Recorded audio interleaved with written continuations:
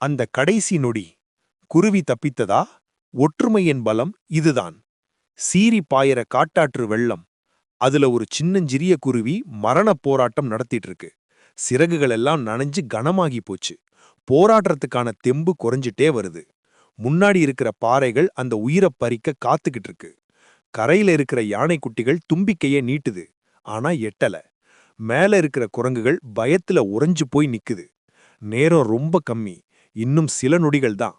ஆனா அப்போதான் அந்த அற்புதம் நடக்குது.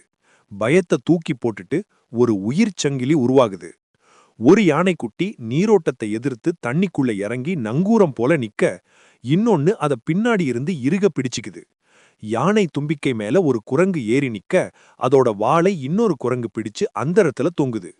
3, 2, 1.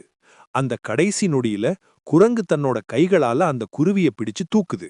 மரணத்தோட பிடியிலிருந்து அந்த உயிர் மீட்கப்படுது. அன்னிக்கு அங்க யாருமே தனித்தனியா பலசாலியா தெரியல. ஆனா ஒன்னா சேர்ந்தப்போ யாராலையும் தோற்கடிக்க முடியாத மாபெரும் சக்தியா மாறினாங்க. நினைச்சு பாருங்க, ஒரு நிமிஷம். நீங்க எடுக்கிற ஒரு சரியான முடிவு ஒரு உயிரையே காப்பாற்றும்.